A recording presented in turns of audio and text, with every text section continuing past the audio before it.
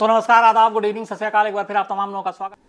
आज की कहानी सुनाऊं उससे पहले इसी कहानी से जुड़ी हुई एक चीज़, क्राइम रिपोर्टिंग में या क्राइम की दुनिया में या फिर पुलिस के लिए किसी क्राइम के इन्वेस्टिगेशन में, खासतौर पर मर्डर के केसेस में एक बात अक्सर कही जाती है, खासतौर पर उन केसेस को लेकर जो सॉल्व नहीं होते, अनसुलझे होते हैं, कि काश मरने वाला जिंदा होता तो शायद कातिल का नाम बता देता, और अगर एक मरने वाला नाम बताए तो फिर उस पर तो शक करने की गुंजाइश नहीं बनती। लेकिन ये बात बहुत सारे केस में फिट नहीं बैठती। आज की जो कहानी है वो ऐसी ही एक कहानी है। एक मॉडल, एक लेडी, उसे 3-4 गोलियां मारी जाती हैं, पर वो मौका वारदात पर ही दम नहीं तोड़ती, वो जिंदा रहती है। 5 दिनों तक अस्पताल में ज़िंदगी और मौत से जूझती है, लेकिन इन 5 दिनों में वो कई बार डॉक्टर से भी बात करती है। चूँकि शूट आउट का केस था, पुलिस भी हॉस्पिटल पहुंचती है डॉक्टर की इजाज़त से, उस मॉडल के बयान भी लेती है। 5 दिनों में कई बार बयान देती है, कई बार बातचीत होती है, लेकिन वो ये बता नहीं पाती कि उसे मारने वाला, उस पर गोली चलवाने वाला या चलाने वाला कौन है, उसका, क्योंकि तब तक जिंदा थी वो, लेकिन उसका हमलावर कौन है उसे कुछ पता नहीं। और 5 दिन के बाद वो दम तोड़ देती है। जीते जी कातिल का पता बता नहीं पाई, नाम बता नहीं पाई। अब उसकी मौत के बाद पुलिस को उस कातिल को ढूंढना था, एक ऐसा कातिल जिसने या जिसके इशारे पे गोली चली, लेकिन मरने वाली को खुद पता नहीं कि आखिर इस दुनिया में उसका ऐसा कौन सा दुश्मन है, कौन दुश्मन है जो उसकी जान ले सकता है। तो पुलिस के सामने ये चैलेंज था। कहानी पटना की है और कहानी 12 अक्टूबर की है, पिछले महीने की। नवरात्रि का 7वां दिन था और पटना में एक इलाका है राजीव नगर। इसी पटना में एक जो बिहार पीजन की विनर थी, मिसेस बिहार, और मॉडल मोना रॉय नाम इस मॉडल का, दिखने में खूबसूरत, मॉडलिंग की दुनिया में बिहार में ठीक ठाक नाम। फिर ये जो टिकटॉक और आया, ये सारी चीज़ें, इसके ऊपर काफ़ी इसके व्यूज़, टिकटॉक पे काफ़ी वीडियो बनाए, तो एक तरह से काफ़ी फेमस हो गई थी मोना राय। पर मोना राय की शादी हो चुकी थी और ये मिसेस बिहार पीजन की 2nd रनर अप थी और मॉडलिंग की दुनिया में भी अपनी किस्मत आजमा रही थी। 12 अक्टूबर की रात करीब 9:15 बजे राजीव नगर में नवरात्रि के 7वें दिन मोना अपनी छोटी बेटी के साथ मंदिर जाती है पूजा करने, और वहाँ से लौट रही थी घर। लेकिन रास्ते में ही अचानक मोटरसाइकिल पर सवार 2 लोग आते हैं और मोना को बेहद करीब से 3 से 4 गोलियां मारते हैं। बट वो गोली इस तरह से मारते हैं कि उसकी बेटी को कोई नुकसान ना हो। गोली मारने के बाद हमलावर भाग जाते हैं। मोना लहूलुहान ज़मीन पर गिर पड़ती है। कुछ देर के बाद लोगों को समझ में आता है, वो आते हैं, मोना को उठाते हैं। उसके बाद उसे अस्पताल ले जाया जाता है।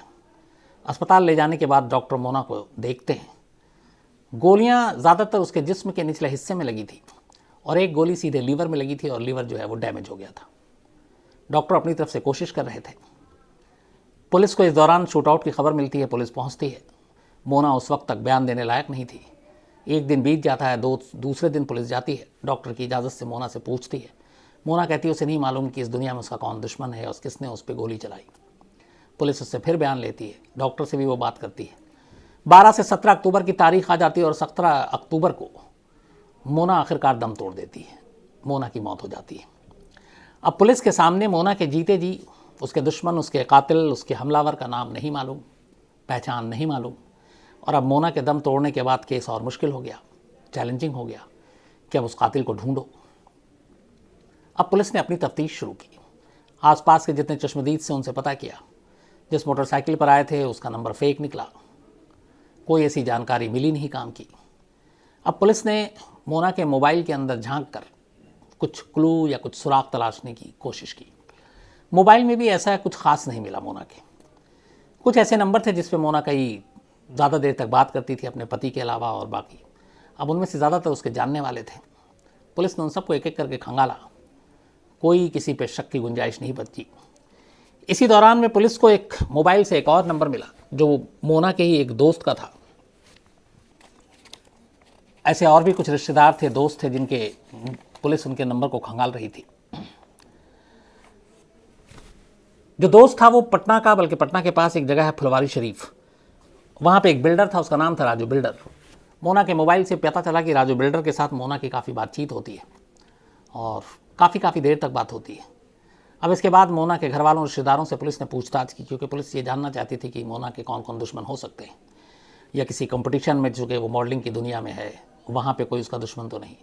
तो कहीं से कोई कामयाबी नहीं मिल रही थी, नंबर से भी ऐसा कुछ मिल नहीं रहा था। फिर बात आकर राजू बिल्डर पे ठहरी कि एक बिल्डर का मोना एक मॉडल के साथ क्या रिश्ता हो सकता है।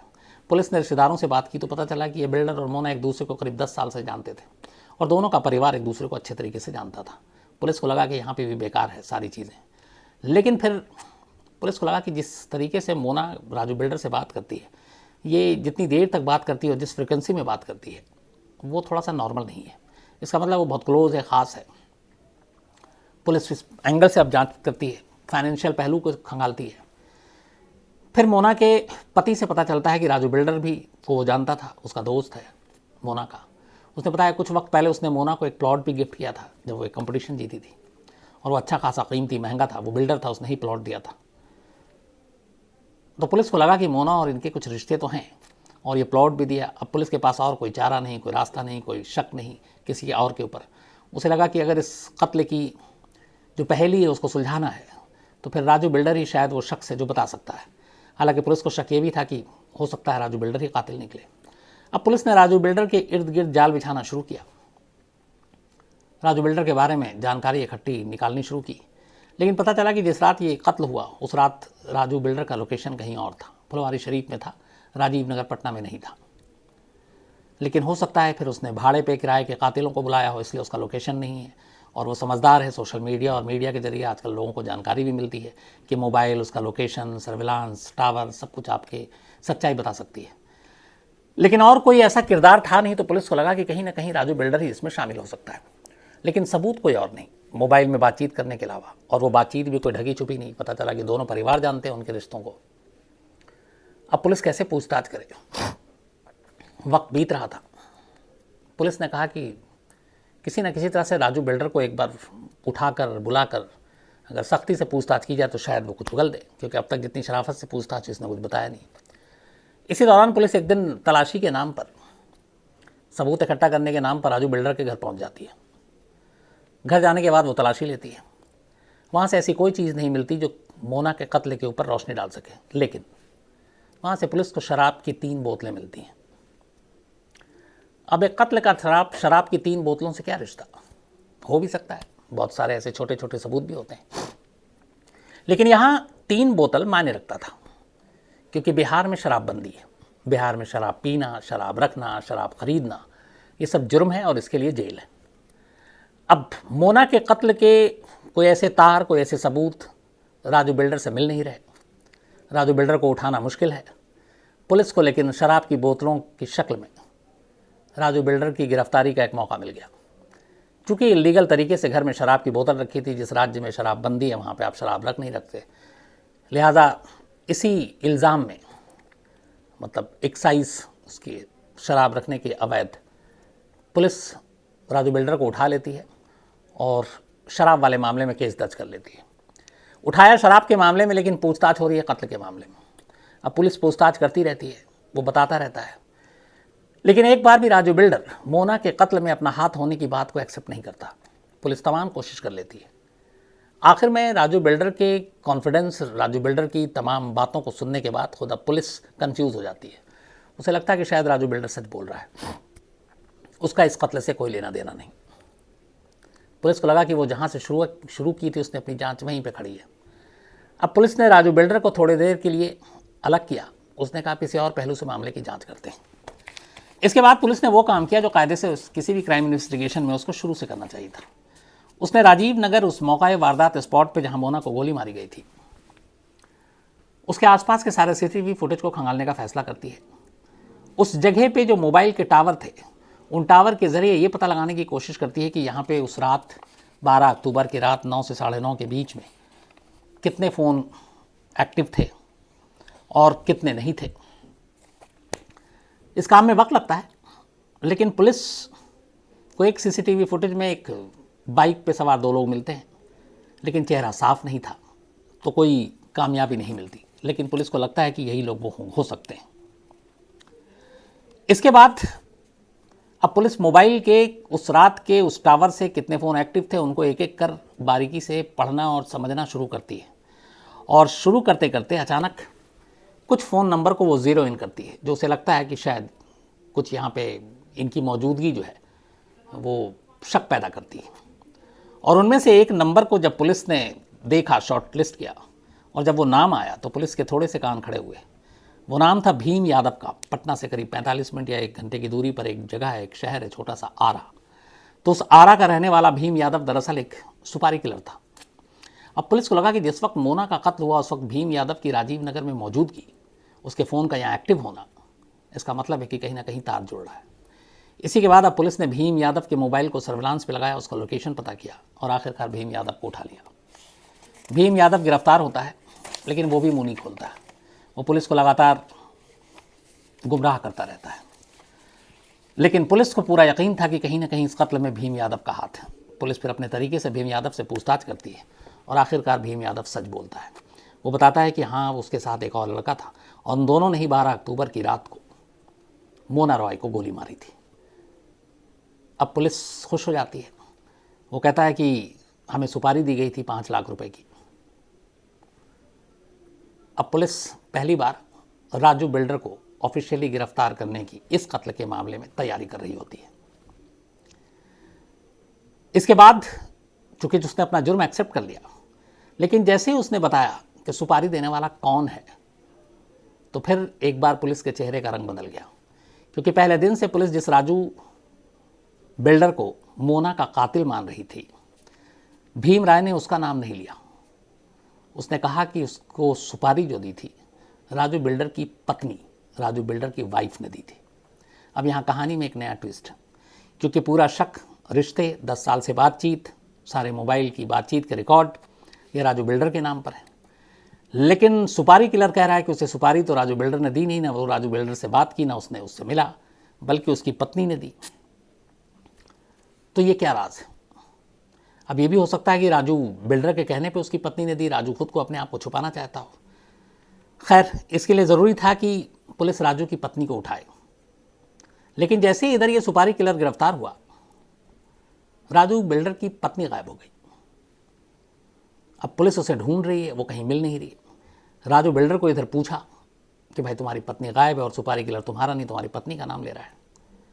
तो फिर वो सारी चीज़ें, जो पैसे थे, वो सारी कहानी आई। इस कहानी फिर ये सामने खुली कि राजू बिल्डर और मोना राय करीब 10 साल से एक दूसरे को जानते थे। दोनों के बीच प्यार का रिश्ता था। मोना राय की शादी हो गई, लेकिन ये रिश्ता बरकरार रहा। इस दौरान में राजू बिल्डर ने, जब मोना के साथ अपने रिश्ते की बात उसके घर वालों को मालूम थी, राजू बिल्डर की पत्नी को भी मालूम थी, लेकिन वो फिर भी किसी तरीके से बर्दाश्त कर गई और उसने कहा चलो जो भी होगा फ्यूचर में देखेंगे। लेकिन बीच बीच में राजू बिल्डर मोना को बहुत महंगे महंगे गिफ्ट देने लगा। इस बात से राजू बिल्डर की बीवी नाराज़ रहने लगी। फिर आखिर में इसी पिछले साल 2020 में राजू बिल्डर ने मोना को एक महंगा प्लॉट गिफ्ट में दे दिया, जिसकी कीमत लाखों में थी। ये बात जब राजू बिल्डर की पत्नी को पता चली तो वो और ज़्यादा नाराज़ हो गई। उसे लगा कि इस तरीके से तो ये अपनी सारी प्रॉपर्टी उसे दे देगा, फिर उसे और उसके बच्चे के लिए क्या बचेगा। और इसी के बाद उसने तय किया कि उसे अपने पति से नहीं बल्कि मोना से छुटकारा पाना है। और फिर उसने मोना को रास्ते से हटाने की प्लानिंग बनानी शुरू की। चूँकि राजू बिल्डर एक पेशे से प्रॉपर्टी डीलर बिल्डर था, बहुत सारे ऐसे बैड एलिमेंट्स, ऐसे लोगों से उसकी जान पहचान थी। तो उन्हीं में से कुछ लोगों के ज़रिए उसे पता चला कि कुछ सुपारी किलर हैं, आरा के हैं।